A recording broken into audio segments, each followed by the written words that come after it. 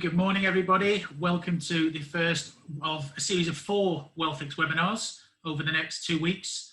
The webinar, first, will advise you the webinar is being recorded, okay, and it's being recorded for the purpose of training, and also any brokers that wish a copy of the webinar afterwards, just let us know and we can send it through to you so you can share with other staff members, and also a few brokers that have given us their apologies. They can't make it today, and we will therefore be able to send that on to them.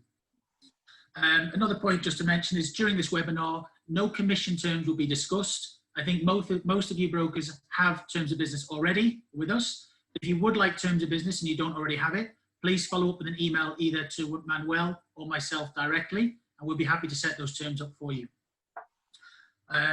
The questions, we will have Q&A at the end of the week's presentation.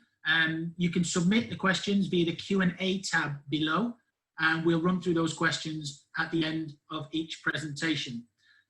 Don't worry if your English is not great. I know that everybody that has registered for the call does indeed speak English to different degrees, but when you're submitting your Q&A, if you want to submit your questions in Spanish, then obviously Manuel is here to translate them and we can ask them to the panel in English.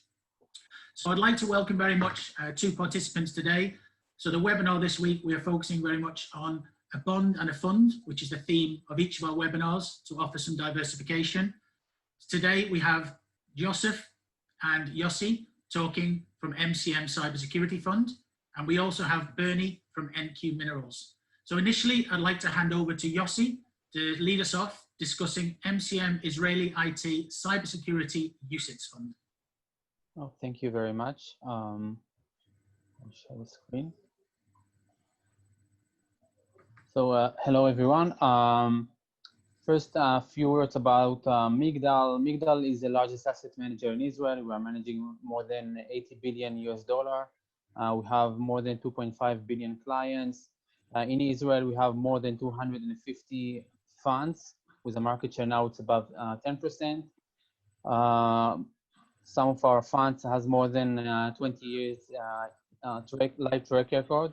And the MCM Israeli IT Security Fund is the only IT security fund outside of Israel managed by Migdal or by any Israeli entity outside of Israel. So I will start, I think, with a case study that actually happened 3 days ago.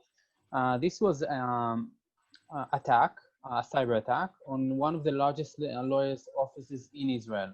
It started on Saturday evening.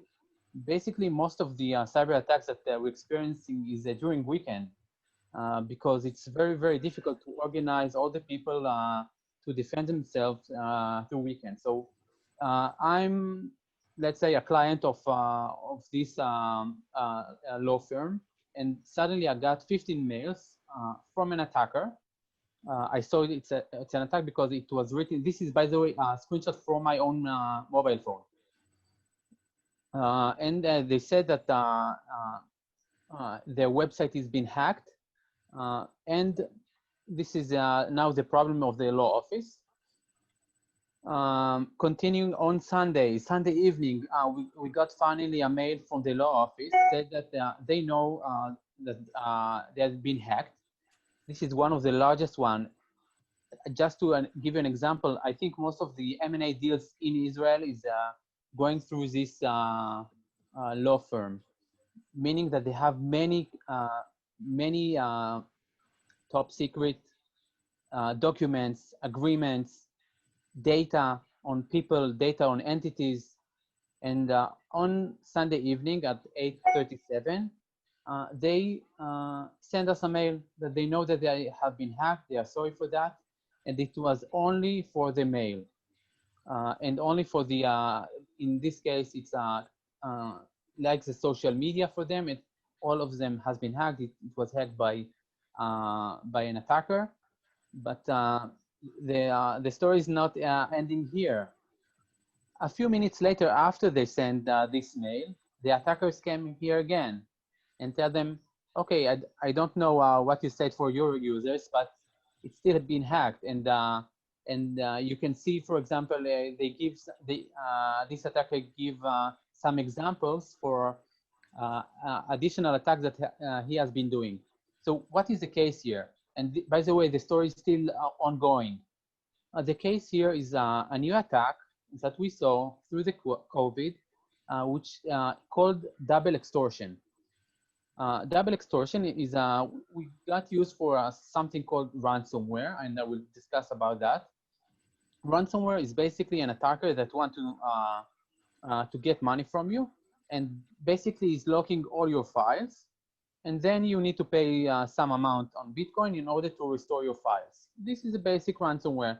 Happened all the time. It was increasing by 50% during the COVID, but now the hackers been a little bit more sophisticated. In a double extortion, they're not negotiating only with you. Now they are negotiating with your clients, meaning in this case, for example, they said, okay, if you want pay me the ransom, I will get access for all your social media, for example, and tell everyone that you have been hacked. This is the first stage. Then, if you're not paying that, usually what it does is it goes for a darknet forum, and then it publishes 10% of your records or the data that you have. And usually after that, people pay the ransom, and it usually exponentially grows in terms of the paying ransom. This is an attack that we saw, and we saw a lot of attacks like that. And this is just an example from the last 3 days of what's happening. In that case, it's in that case we are a user here, but in other cases we try to even help part of them. And Sunday and Saturday, it's not in occasional days. It's a specific days in order to destroy your website. So basically, what is cybersecurity? Cybersecurity is the meaning for securing your electronic or cyber data or cyber application. Basically, the hacking was started from the first PCs over the 90s. You have your own PC. Then those who was, remember, you have the Trojan horses, you have the antivirus for that, but technology is still evolving. We got for the internet, and then we have to secure ourselves through firewalls, to secure ourselves through networks. But technology is still evolving all the time. Then we have our own mobile. Everything is now in our mobile. But I think most of us don't have any antivirus for that. I think all of our lives is in laying in our mobile, our pictures, our credentials. We have our friends there, social media, picture documents from the office, everything is there. But we don't secure that as a, let's say, as a one part. We have some specific solution, but this is not something, I'm sure that none of us have an antivirus for our mobile, although everything is there. But technology is still evolving. Mobile has been in the last 7-10 years. Now technology is going, for example, for the e-commerce. And the main problem with e-commerce, it's built on trust. If your website is going to collapse or someone is going to steal your credential from the website, no one is going to trade through your website. For example, think what happened on Cyber Monday that will come by the end of this month. If, for example, Amazon is going to be locked down by an attacker, what the effect will be on the stock, what the effect that it's going to be on the market itself, on the e-commerce. So this is an attack called DDoS, which is a distributed denial of services, which is basically they try to have a lot of data from a lot of botnets in order to payload your system until it collapses, and then they have the access for everything. But then technology is still evolving.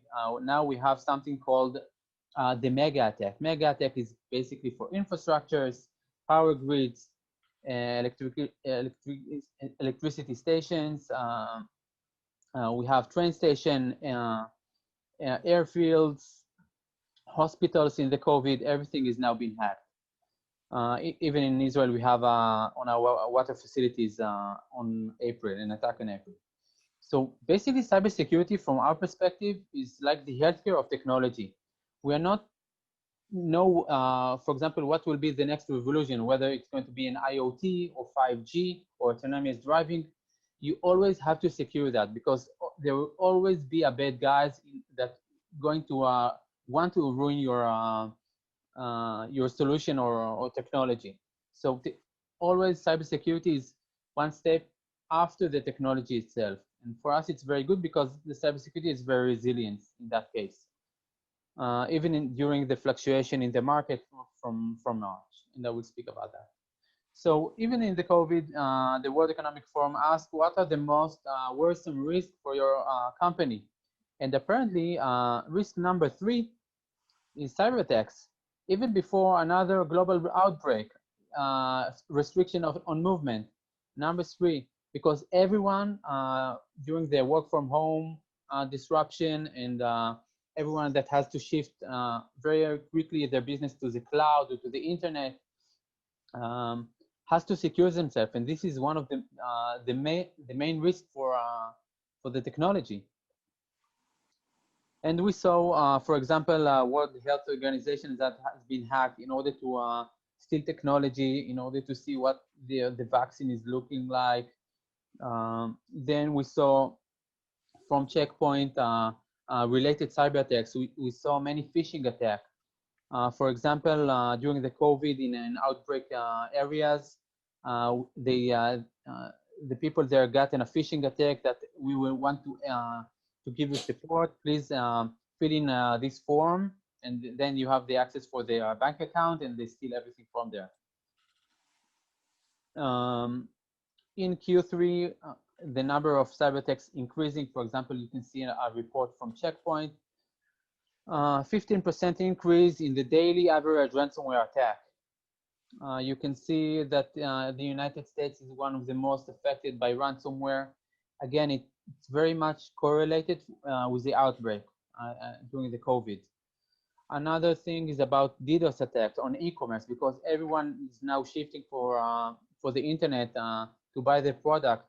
150% growth in DDoS attack on e-commerce sites. We saw also in Garmin. Garmin has been ransomware, and they paid $10 million a few months ago just to restore the data. Garmin is not only the running watches, but it's also a satellite and GPS. So this was crucial for them to pay the ransom. And the critical infrastructure, which is now what we are seeing. For example, you can see a UK electricity grid. We saw a Czech hospital that been hacked.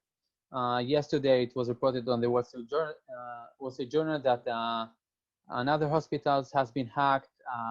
Schools around the US, stock exchange in New Zealand, power grid in Australia. This is something that evolving all the time. So even now that we know that it's going to be consolidation in terms of fiscal tightening, it will be after the COVID.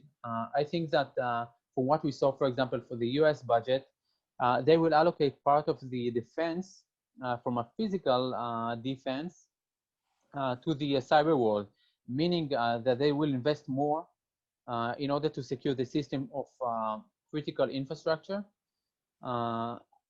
on other, let's say, a physical one like the army and other things. So the budget is going to be for the cybersecurity. So you have there the threats, you have the budget, and you have after that the regulation, meaning that we saw many regulator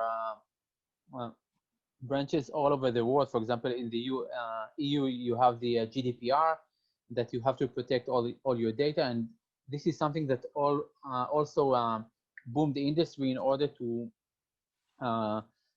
enforce entities to invest more in cybersecurity in the new world. So this is the reason why we think that the market growth potential for the next 5 years is about 11%. And as I said at the beginning, I think most of it is really depend on the technology itself. For example, we saw a lot of data breaches, and the data protection as a solution for that is something that has a major effect on the cybersecurity. However, for example, you can see the cloud. Now everyone shifts for the cloud, and We know that the cloud, in terms of annual growth, is more than 30%. Some of the companies that we are covering having more than 100% revenue growth and billing growth. And this will be the next evolving in terms of the technology.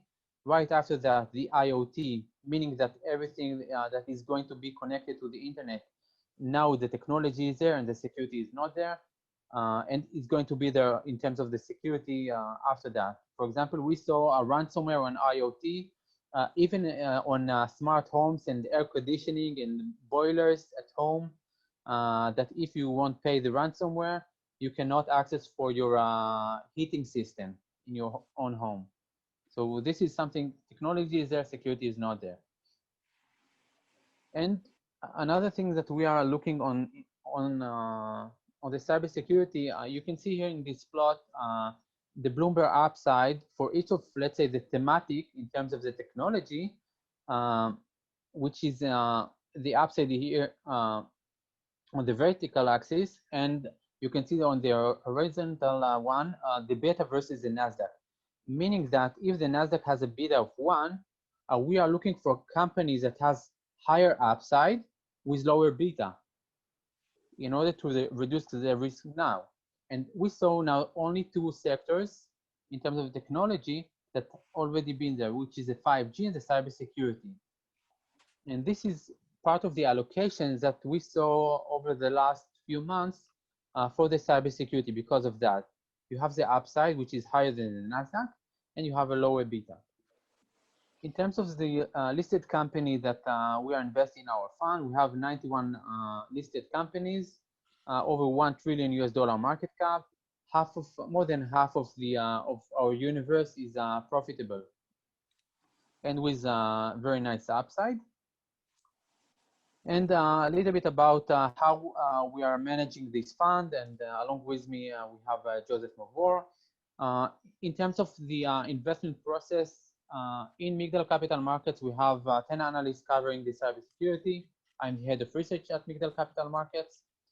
We are screening out companies below 100 million market cap, and we have another threshold for daily trade volume, meaning that we are not allowed to invest in a company that we cannot go out in 3 days and not to be more than 30% of the average daily volume. Meaning basically that we can go out from our position in less than 1 day in order not to affect on the stock price. Then what we have a qualitative selection, meaning that we are covering all the companies, we're meeting with all the companies. We have a DCF model for each one of the companies. We have more than 280 meetings with companies a year. And then we have a target price for each company. And based on that, we have a conviction list or buy list for the companies. Out of the 91, we have about 40 to 45 companies that is now in our, let's say, our feasible universe. That these are companies that we think that are attractive. Then this list is going for the head of quantitative models in Migdal Capital Market, Joseph Mavor. That doing the portfolio construction. And Joseph, if you can take it from here, I'll be happy. Sure. So good morning, everyone. I'll continue Yossi's discussion, starting from the point of portfolio construction. First, I will mention that the requirement for this fund by the board of our investment committee was to build a systematic risk-managed portfolio, similar to many other funds that we manage.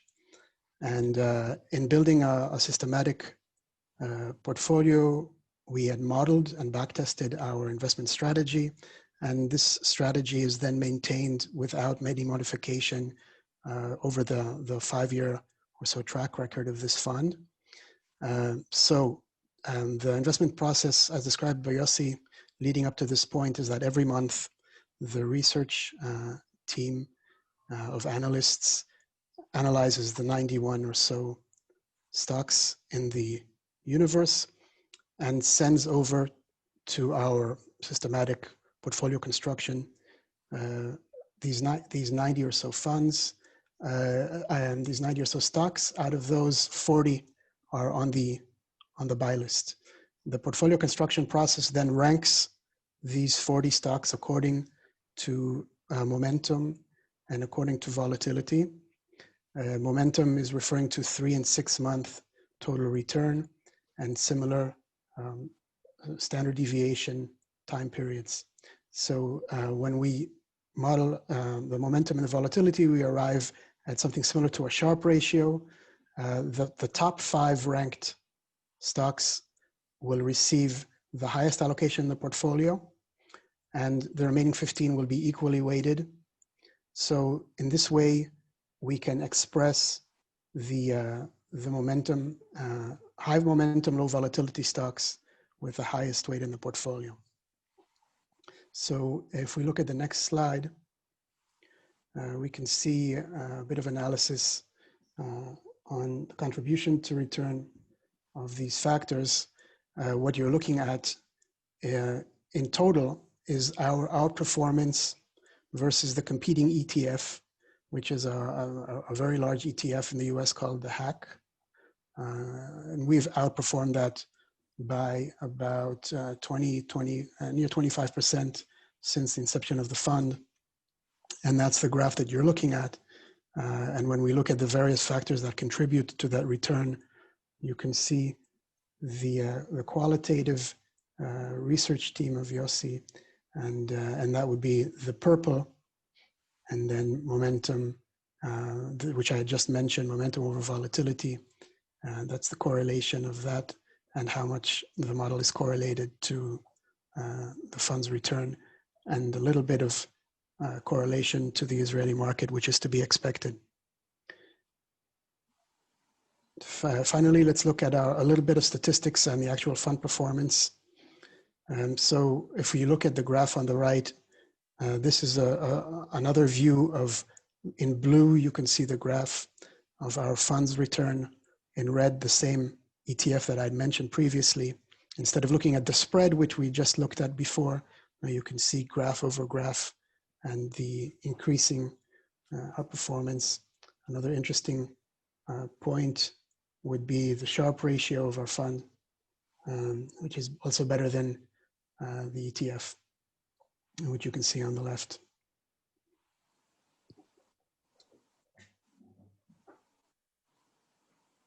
I don't know if there are any questions for Yossi or myself before we hand over. So remember, guys, please submit any questions that you have. I'll just bring up here, just a quick question. I mean, obviously, cybersecurity is an asset class that affects everybody, you know, our everyday life. And I found that out firsthand when EasyJet was hacked.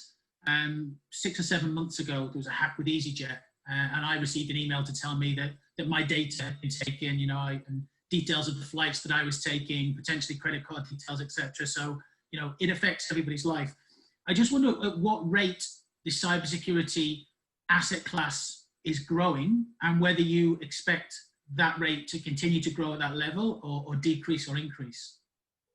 Okay, we saw again in terms of the growth of these industries about 10 to 15%, but I think in terms of the AUM that coming for this sector is huge. I think it's more than doubled during the COVID.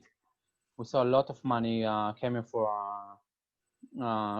this sector, and I think it's changing about time. For example, we saw a lot of money coming, for example, for the cloud, for cloud security and cloud ETF, and even for cloud ETF, they have a cloud security there, so it will affect all the market. And I think potentially it was more than doubled. Even our fund, we saw the huge demand for our fund. We are now reaching 100 million AUM.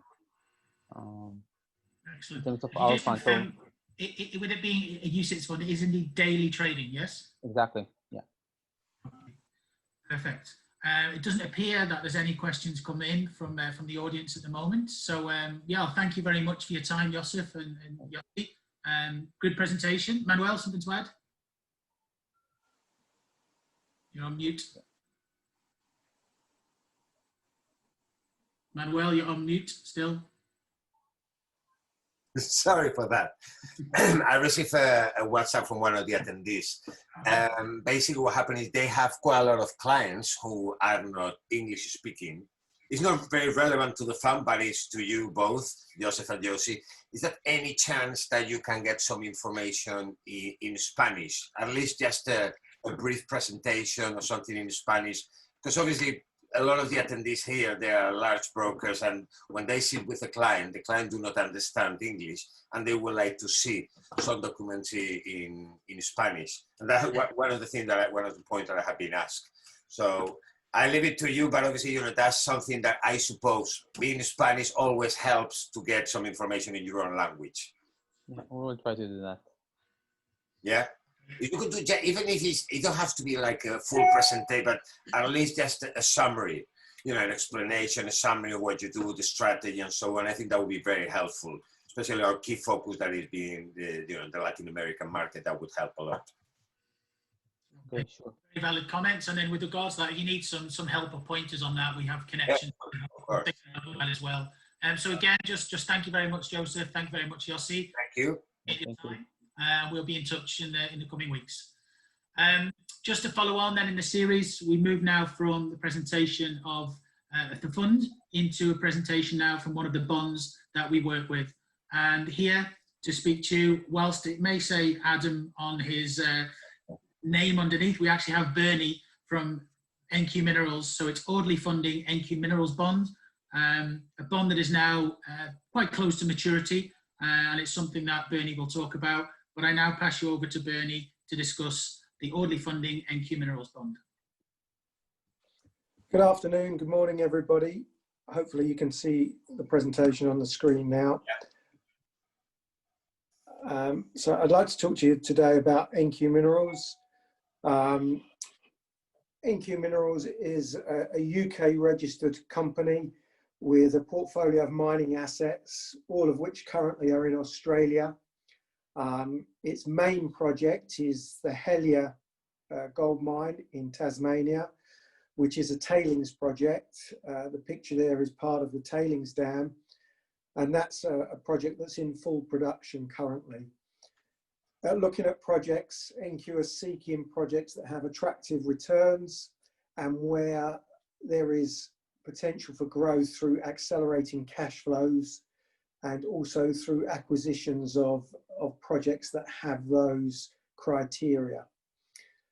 The company is currently listed on a small exchange in London called the Aquis Exchange, but its intent is to list on the main market in London early in the new year in 2021. It seeks projects in stable jurisdictions and has an experienced management team to assess those projects and to seek out and develop projects which meet the criteria that they're looking for. Of those projects, there are key things that the company are focused on, and each project is assessed rigorously to match these criteria. One is that it can deliver attractive project returns and provide long-term benefit for the shareholders of those businesses. And we're looking for cash flow generation and, as said previously, stable geopolitical jurisdictions in which to work. Currently, the company has 5 projects that it's working on, all of which are based in Australia. 2 are based in North Queensland and 3 are based in Tasmania. The main one being the Helia mine, which is producing 3 concentrates. It produces a lead concentrate, a zinc concentrate, and a gold silver pyrite concentrate. That's been in production now. Really, we've just had over 1 full year of full production at that project. The next project which will come on stream is the Beaconsfield gold mine, which was acquired by the company at the beginning of 2020. The aim is to have the Beaconsfield gold mine into production, pouring gold early in 2021. So the company is aiming to have 2 production assets pretty early in the new year. The third project in Tasmania is Barnes Hill, which is a project to produce nickel and cobalt minerals, which are essential in the electric vehicle battery manufacturing process. There's a feasibility study underway at that site to develop a plant there to process those minerals. The final two projects there are in North Queensland. That's how the company actually gets its name, NQ, from North Queensland. These were the first two assets that the company had, and these are still in development and exploration. They're in a region of Queensland which has historically produced 20 million ounces of gold. So they're highly promising prospects which are in various stages of exploration and development. The main project is Helia. Helia was acquired in 2015. The mine had been mined previously in the late 80s and early 90s. There was a significant JORC resource of gold, silver, lead and zinc, a known resource there. And NQ carried out feasibility studies to look at the possibilities of opening up the mine again, processing the tailings at an economically viable rate. And that has been done. Money was raised through the bond. The plant was acquired, it was refurbished and is now in full production. And we're seeing that production ramp up month on month. And there is scope for further development at that plant. So we're looking to increase production steadily throughout 2021 as well. All of the materials that are produced at Helia are sold under offtake agreements with Traxys, a global commodities group. There's a rail line that goes from the plant in the picture there straight to the port at Burney, where it then shipped overseas. NQ are paid on delivery at the port. This is just a quick slide to demonstrate the increases that we've seen in production throughout the first full year of production at the plant. So we can see a steady increase in the milled tons in the graph on the left. And then we see quite a big jump in July. And that was following work done at the plant to improve and increase the throughput at the plant. So then we get that jump in production of materials passing through the plant. Clearly the essential skill is then ensuring that we're optimizing that throughput to get usable and saleable end product. So the lead concentrate, the zinc concentrate and the pyrite. And again, throughout 2019, we saw a steady increase in the output of all of those three concentrates. There is further development that can be done at the plant. So it tends to go in stages as that we stabilize the plant, get it producing well, get in the circuits, optimizing the output of the saleable product, and then it can be ramped up again. So at some point in the next 3 to 6 months, there'll be another increase in throughput and output at Helia, which also increases revenues. One of the other aspects at Helia is that on site, there is still large reserves of high grade lead, zinc, gold, silver, and some copper. Earlier this year, NQ Minerals secured the rights to those underground resources and is currently carrying out exploration to find the optimum site to reopen the mining. So in the diagram on the right, we can see the tailings dam, and you can see that the large red area is the mark of the deposit at the surface. And there are certain targets that NQ are looking at to begin mining to extract those materials.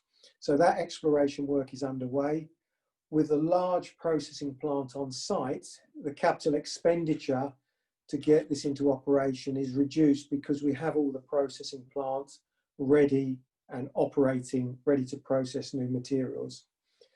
But this underground resources will extend the life of Helia out to 20 years. So it more than doubles the current life of Helia. So that's quite an exciting opportunity for NQ Minerals. Beaconsfield Gold Mine was acquired at the start of 2020. It's one of Tasmania's most productive gold mines, has been in existence for a long time, but there is still high levels of gold still in the mine. It was closed originally because the cost of gold had fallen and it was not economically viable to continue the operation. And one of the main reasons for that is that it had an old shaft, which everything had to be moved down the shaft to the mining area. And with the size and scale of modern mining equipment, most equipment had to be dismantled, lowered down, and then put back together. So the costs of the mining were very expensive. One of the plans for NQ Minerals is to build a new modern decline, which is big enough to take the modern equipment down to the mining levels. So that work will commence in early 2021. Whilst that work is going on, there is gold ready to be processed. There's 67,000 ounces of gold in a tailings dam on site. There's also 83,000 tons of material, which on average contains 3 grams of gold per ton, and that is also waiting for processing. So NQ aim to start processing the tailings and those other materials early in the new year, so that Beaconsfield will be pouring gold and generating revenues, and work will also then commence on constructing the new decline down to the mining areas. A recent study showed that there is in the region of 483,000 ounces of gold in the lower section of the mine. That's at 430 meters below ground. There is further gold in the upper section, and that is being assessed at the moment. And also the mine remains open at depth to over 1,500 meters. So we expect that there will be significant gold production at Beaconsfield, which will be commencing in the early part of 2021. Barnes Hill is also in Tasmania. It is close to the Beaconsfield gold mine, and it's a very interesting project for a number of reasons. One, it gives us access to minerals that are used in the electric vehicle and high-tech battery manufacturing, which is obviously a huge growth area at the moment. One of the other aspects is that the processing of nickel and cobalt at the moment at that site relies heavily on sulfuric acid, which is used to leach the minerals from the ore. Now, sulfuric acid is the most expensive part of the process. It's the highest single cost incurred in the production at the moment. One of the waste products at Helia is the gold silver pyrite, which is loaded with sulfur and can be processed to produce sulfuric acid. So we will ship that material from Helia across to Barnes Hill. We will produce sulfuric acid cheaply from that material and be able to then produce the nickel and cobalt. So the costs incurred will be massively reduced because we can recycle that material from the Helia project. As a consequence of that, it also releases a lot of the precious metals, the gold and the silver, that are locked in the pyrite. So not only will we be a low-cost producer of nickel and cobalt, but we will also recover more of the gold and silver. So there is a nice mix of base and precious metals in this project. The exploration and development projects, Square Post in Queensland and Ukalanda, they're both in a region which is known for producing large volumes of high-grade gold, and historically has produced over 20 million ounces of gold. Typically, the geology of the region has large seams of high-grade gold. the average global grade of gold is 1 gram per ton. But at all of these sites, we see much higher grades of gold per ton. It's early stages at Square Post, but that exploration is ongoing. It's a very highly prospective area, which is underexplored. So NQ are pressing ahead with that exploration.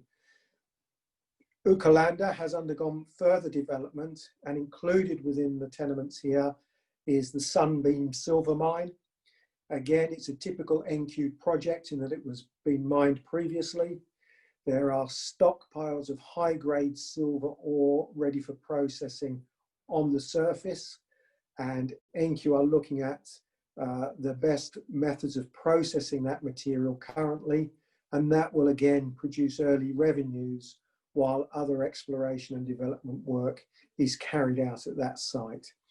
But the site also has multiple metals. It's got silver, it's got lead, zinc, and antimony, and some gold as well. So again, it's a polymetallic project.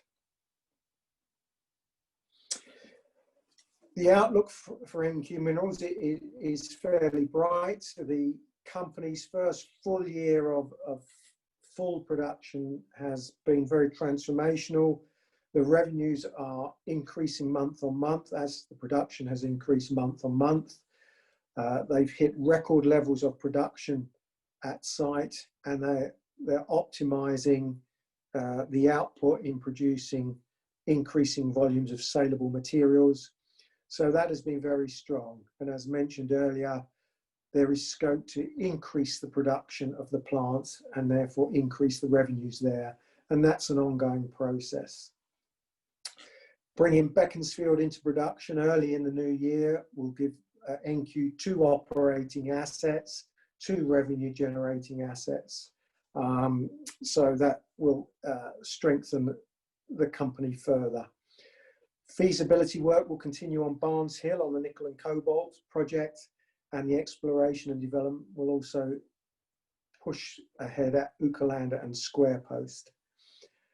The company now has a nice balance of precious and base metals that it's producing, and that gives the company a hedge across the full commodity cycle. Obviously, during COVID, we saw the price of the precious metals increase. We're seeing that fall back a little bit, but as the world gets back into production, then the price of the base metals is increasing. So we see that constant natural hedge in play by having that nice mix of precious and base metals. And lastly, the company is currently listed in London. It's listed on the Aquis Exchange, which is a thinly traded exchange, but the aim is to go for a main listing on the London Stock Exchange early in the new year. So work towards that has already commenced. So NQ will be aiming to become listed on the main board very early in the new year. And the last pressing bit of news is that there is a refinance package going through with ING Bank. That will allow NQ Minerals to restructure a lot of its existing finance, bringing the costs of that down. So the company is looking in good shape and has a bright future ahead in 2021. In terms of investing, we still have open the NQ Minerals bond, which is the orderly funding 12% 2022 bond. It was launched in February 2017 and matures in 2022. So has a relatively short investment term left until maturity, yet is still paying investors a high return. And clearly since outset, the risks associated with the investment have largely been mitigated as NQ has been put into production, as it's increasing its production and increasing revenues, and as the other projects come on stream, such as Beaconsfield, the investment has been massively de-risked from where it was at outset in 2017. Yet it's still paying a high return to those investors who come in at this stage. Bernie, can I jump in there, Bernie? Only because obviously, as I mentioned at the start, I do have to shortly leave to pick my son up. However, that just ties in there with the question that's been asked, as you mentioned there, with it still being open. So one of the questions that's come in just says, why is NQ still accepting new subscriptions with only 15 months left until maturity? Isn't this costly? And then the second part to that question really would be, how much longer do you expect to keep the bond open? Yeah, so those are two very good points. Clearly, one of the triggers for this will be the sign off on the ING refinancing. Once that happens, it is likely that NQ will cease to take new money into the current bond, because as you quite rightly say, it is expensive money with just over a year to go. And now that they can attract cheaper money, clearly it's in the company's interests to look at doing that. But hopefully, as you can see from the presentation, there are a number of other projects that will require funding. So it is likely that once NQ ceases to take money into the current orderly funding bond, that they will issue a new vehicle. It is likely that the returns on that will be lower to reflect the fact that the company is more mature and is in a position to attract cheaper financing. So really, we have a short window of opportunity with the existing 12% structure.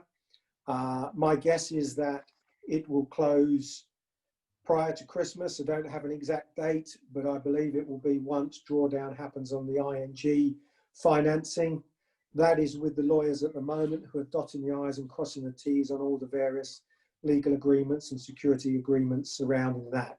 So I would imagine there is a short window of opportunity to get investors in at 12% and secure that return.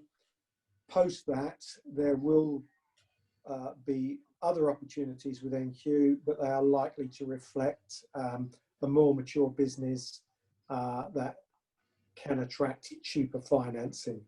So, but there remains an opportunity, and while it's there, obviously we can take advantage of that. Okay, and then just so on that, you did touch on another question really there. One of the questions was, is there plans to create another product or other offerings once the current offering is closed, which you've kind of touched on. The question did mention about what would the parameters around that be, i.e. What kind of coupons and returns, which again, I know you can't give too much information this time, but you have said you expect the coupons would be reduced given the better shape that the company is in. So there's much less risk involved as the company is now more mature. Exactly. It's difficult to say. My personal view is that it's going to be in the 8 to 10% range, probably closer to 8 is my feeling. In terms of what NQ require to raise, projects like Barnes Hill, on the very early feasibility work that was done, there was talk of a $250 million requirement to get that plant constructed and to the point where it's fully operational. So there is going to be significant room for NQ to raise money. Clearly, if we're doing it through vehicles like the bond, it's going to be secured against underlying assets. So the bonds will form part of the ongoing strategy, but there will be other sources of financing that the company will be looking at as well. But obviously for the bonds, we'll be looking to secure those against the individual assets. So for example, Beaconsfield remains unencumbered at the moment. If there's a new raise, there may be a Beaconsfield bond, for example, and that would be secured against the Beaconsfield assets. As we move on, there might be other monies raised against other assets such as Ukalander and Square Post as they mature. The underground assets at Helier as well. So those are various assets that the company has scope to secure the new fundraisers against, and that's probably the plan going forward that we will see. Okay, I've got another question relating to really the price of the precious metals that you're mining. So, I mean, do you know the total extraction costs per metal? Let's say gold, for example. At the moment, the gold price is relatively high, and whilst all the uncertainty in the global markets, gold has been a pretty decent hedge. However, you know, if the gold price was to fall, for example, is there a price level at which the plant would be unprofitable? And do you know those margins? Yes, there always is. Right at my fingertips now, Kevin, I don't have the answer to that, but I will get it across to you. But typically, Beaconsfield, for example, once the new decline is built and constructed, then the modern equipment can go to the mining face. And so the costs are kept lower by doing that. So I would imagine that the price of gold could fall in the region of 30% or more before that becomes an unviable project. But I will get that exact data for you. To give you an example of a project which is a watered oil project, but it's not an NQ project, he has another gold mining project, and there they have a headroom in the region of 45% fall in the gold price before it becomes where the economics become tight.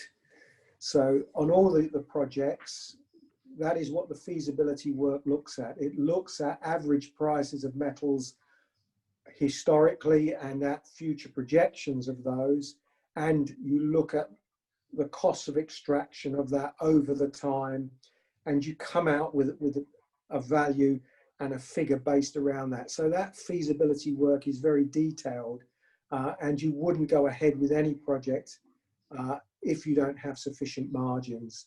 I think that the margins at Helia are also quite healthy. I think the costs are in the region of about 34%. So the cost of extracting all those materials is around about 34%. So again, there's a fairly healthy margin at Helia with them to work with. But one of the points I was making with the natural hedge, usually if we're seeing the price of the precious metals fall, we see the value of the base metals rise. So we do get that natural hedge, which is why it's a positive for NQ to have that mixture of the base and precious metals within its portfolio. Perfect. Okay, Adam, I think Kevin had to leave, and I think we are getting close to the end. Thank you very much, Bernie, for your presentation. Hope you clarify points. Some of other questions, I mean, I'm sure, you know, we will be able to answer them directly, but in general, I just wanted to thank you all the attendees as well for participating today, and letting you know as well that on Thursday we are going to have another webinar for a fund and a bond as well. I'm going to send you now the invite via mail as well. Any questions, direct questions that you have about the products presented today, just please let us know. We'll be delighted to answer everything. And again, I know that some of you online here are not, well, I know you all speak English, but I know some of you would prefer to see something in Spanish. We are working on this, and hopefully you will get something soon, okay? So thank you very much, everybody. And looking forward to seeing you on Thursday on the next call. Same time on Thursday, this Thursday coming, okay? Many thanks to everybody, and looking forward to seeing you very soon. Thanks, Manuel. Thank you, everybody. Okay. Thank you. Bye-bye.